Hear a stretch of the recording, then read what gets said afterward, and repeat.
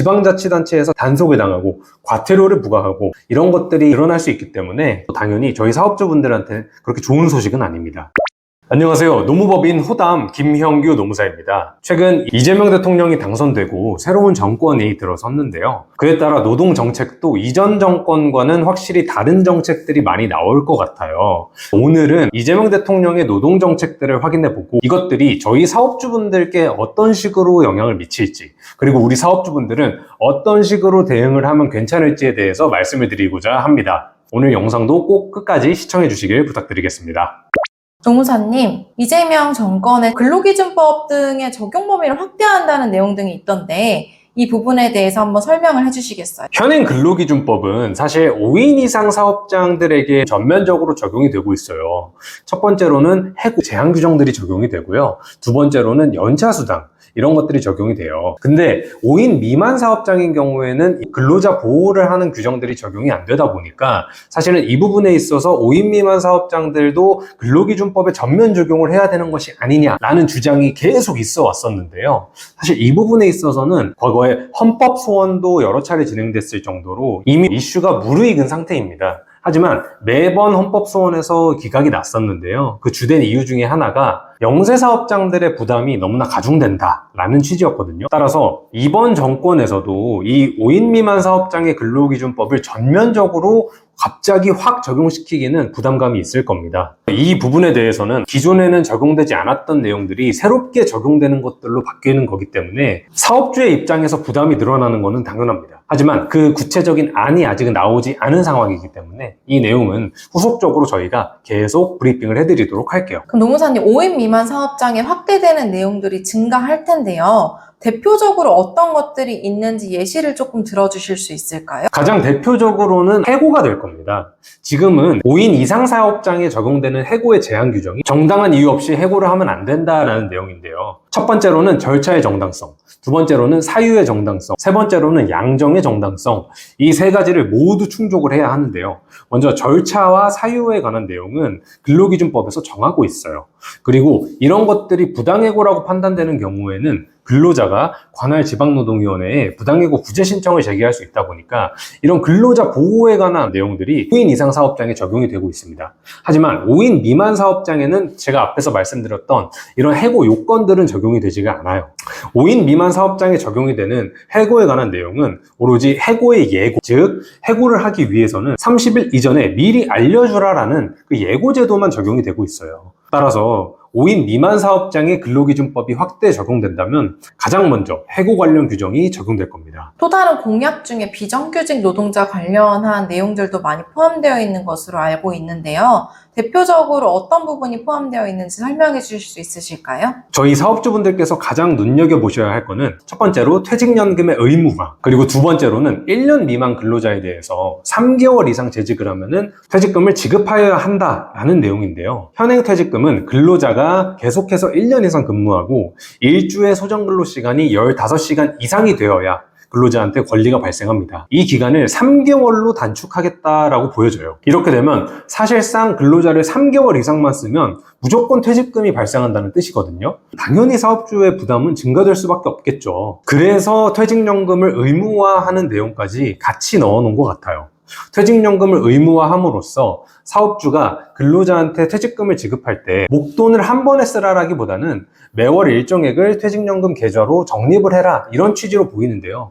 어찌되었든 사업주 입장에서는 기존에는 부담하지 않았어도 될 금액들이 추가로 부담이 될 수 있는 거기 때문에 이 부분에 있어서는 사업주분들께 부담으로 다가올 수밖에 없죠. 공약 내용 중에 근로자 추정 제도라고 명시된 내용이 있던데 이건 어떤 부분일까요? 이 부분은 지금도 활발하게 이루어지고 있는 사건의 종류 중에 하나예요. 예컨대 프리랜서의 근로자성, 이런 거 여러 번 들어보셨을 텐데요. 근로자가 어느 사업장에 프리랜서로 계약을 하고 일을 한 다음에 나는 사실상 근로자로 일을 했는데 이 근로기준법에서 정하고 있는 권리들을 보호받지 못했어요 라고 하고 신고를 하는 경우가 있습니다. 노동청에 프리랜서 근로자성 관련한 신고가 들어가면 이 근로자성에 대한 입증 책임을 근로자한테 부여하고 있었어요. 근로자성이라는 거를 입증하기 위해서 열 몇 가지의 요건들이 존재하는데 굉장히 내용이 다양하거든요. 그 내용들을 기존에는 근로자한테 입증 책임을 부과하던 걸 이제는 사업주한테 그 입증 책임을 부과하겠다라는 겁니다. 따라서 사업장에서 사용하는 사용인들은 전부 이제 근로자로 간주를 하고, 근로자가 아닌 경우에 그 반증을 너네 사업주가 해봐 라는 걸로 바꾼다는 의미예요. 이것도 당연히 사업주의 부담이 가중될 수밖에 없겠죠. 이 내용을 보았을 때 사업주분들은 어떻게 대응을 해야 할까요? 현행 법률에서도 근로자성이 인정되는 프리랜서들은 당연히 근로자로 간주를 하고 노동법적인 그 권리를 전부 보호를 해주거든요. 따라서 이 내용은 새로운 내용은 아니기 때문에 사업주분들께서는 프리랜서를 사용하시는 경우라면 반드시 진짜 프리랜서의 요건에 해당하는지, 프리랜서의 계약서는 제대로 작성을 했는지, 이런 부분들을 꼼꼼하게 챙겨주셔야 하고요. 사업장에 근로자를 고용하는 경우에는 반드시 근로계약서는 써주시는 게 좋습니다. 다양한 공약 중에 사업주분들이 관심을 많이 가지실 부분이 아무래도 근로감독인 것 같아요. 근로감독을 강화한다는 이야기가 있던데 이 내용은 어떻게 보시나요? 현행 근로감독제도는 정부 주요 부처 중인 하나인 고용노동부에서 전담하고 있습니다. 즉, 국가가 중앙집권식으로 관리를 하고 있어요. 그러다 보니까 이 중앙부처에 해당하는 고용노동부가 전국의 모든 사업장에 대해서 하나하나 다 근로감독이 나가는 것 자체가 사실상 불가능한 일이란 말이에요. 그래서 지금도 랜덤하게 표본을 추출하고 거기서 이제 선정된 사업장들을 대상으로 이제 근로감독이 나가는 게 정기 근로감독의 패턴인데, 이 내용을 지방자치단체에 그 권한을 일정 부분 위임하겠다는 걸로 확인이 됩니다. 이렇게 되면은 근로감독 자체의 그 빈도수가 늘어날 수가 있어요. 물론 저희가 노동법은 당연히 다 준수를 하면서 사업을 해야 하고 사업의 리스크로 작용을 하지 않아야 하지만 어쨌든 간 사업 운영을 하면서 저희가 놓치고 있는 건 있을 수밖에 없단 말이에요. 그래서 그 부분에 대해서 지방자치단체에서 단속을 당하고 과태료를 부과하고 이런 것들이 일어날 수 있기 때문에 당연히 저희 사업주분들한테 그렇게 좋은 소식은 아닙니다. 따라서 지방자치단체에 근로감독 권한이 위임되고 그에 따른 근로감독이 실시되기 이전에 사업장에서 노동법적으로 미비한 부분이 있는 경우에는 지금이라도 빠르게 관리를 시작해 주시는 것이 좋습니다. 이재명 정권의 공약 중에 주 4.5일제 추진이 있는데 이게 현실적으로 가능하다고 보시나요? 이 주 4.5일제 근로시간제를 이해하기 위해서는 저희가 현행 근로기준법에서 근로시간 제도가 어떻게 규정되고 있는지를 확인을 해보셔야 되는데요. 지금 주 5일제라는 내용은 사실 법에서 정하고 있는 내용은 아닙니다.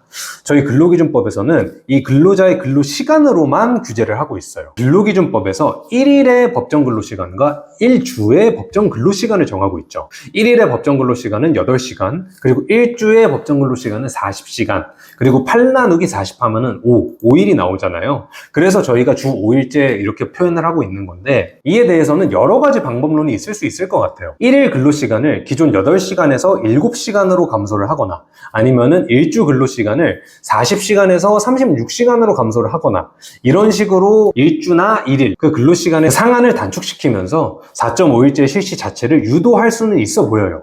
하지만 사업주 입장에서는 당장 사업 운영에 대한 여건이 드라마틱하게 달라진 게 아니거든요. 그 말인즉 40시간을 일하던 근로자가 35시간이나 36시간만이라면 그 4시간에서 5시간분의 생산량 마이너스가 분명히 있단 말이에요. 그 부분에 대해서는 사실 손해로 이어질 수밖에 없잖아요. 따라서 사업주는 초기에는 어떤 형태로든 40시간을 계속 채울 수밖에 없습니다. 그렇게 되면은 추후에 연장 근로수당 문제까지 이어지게 될 겁니다. 법정 근로시간을 36시간으로 낮춰놨는데 40시간에 대한 근무를 시키면 이 연장된 4시간분에 대해서는 당연히 연장 근로수당이 지급되어야겠죠. 결국 이 내용도 사업주 입장에서는 부담을 가중시키는 내용일 수밖에 없습니다. 연차 휴가에 대해서도 변경을 하려고 하는 것 같아요. 이러한 부분이 어떻게 시행될 걸로 보세요? 기존의 근로기준법에서 정하고 있는 연차유급 휴가는 1년 이상 근로를 한 경우에 15일이 발생하고 있죠. 1년 미만 근로자는 논외로 하고요. 따라서 저희가 공약집에서 확인해 볼 수 있는 내용은 당연히 1년을 근무해야만 발생하던 권리를 6개월만 근로를 해도 발생하는 걸로 변경한다면 당연히 사업주 입장에서는 부담이 가중될 수밖에 없겠죠. 더군다나 연차휴가 저축제도라는 거를 도입한다라고 하는데, 이 저축제도라는 거는 기존의 연차유급 휴가는 사용기간이 1년인데 반해 이 저축제도를 활용하면은 그 유효기간을 3년까지로 연장할 수 있는 것을 의미합니다. 결국 이런 것들도 사용자 입장에서는 왜 리스크가 되냐면은 연차유급휴가 미사용 수당으로 지급을 사업을 하는 거는 이 유효기간이 모두 소멸된 이후예요. 그 말인즉 지금은 연차 유급휴가의 사용기간이 1년이면은 1년이 끝난 시점에서 그 다음날부터 저희가 연차 유급휴가 미사용 수당으로서 지급해야 하는 임금 채권으로 전환이 되는데, 이 임금 채권의 소멸시효는 3년이란 말이에요. 그러면은 앞에 사용기간이 1년 있었고 뒤에 임금 채권의 소멸시효가 3년 있으면은 연차 유급휴가 미사용 수당에 관한 채권은 사실상 그 한계가 4년 정도라고 볼 수 있었거든요. 하지만 이 연차 유급휴가 저축제도가 도입되게 된다면 앞에 사용기간이 3년이고 뒤에 소멸시효가 3년이 돼서 총 소멸시효가 6년까지 늘어나 버리는 불합리한 결과가 초래될 가능성이 매우 높아요. 따라서 이런 부분도 사업장을 운영하는 데 있어서 관리를 좀 더 꼼꼼하게 해주셔야 되는 그런 부분으로 작용할 가능성이 매우 높습니다. 그래서 오늘은 새롭게 집권한 이재명 정권 하에서 실시 예정인 노동 정책들에 대해서 확인을 해봤는데요. 확실히 이전보다 달라지는 내용들이 많아서 사업주분들께 부담으로 다가갈 내용들이 좀 많았던 것 같습니다. 그런 부담을 저희가 조금이라도 완화시켜 드릴 수 있도록 앞으로 좀 더 사업 운영에 도움이 되고 현실적인 정보를 가지고 찾아올 수 있도록 노력하겠습니다. 지금까지 노무법인 호담의 김형규 노무사였습니다. 감사합니다.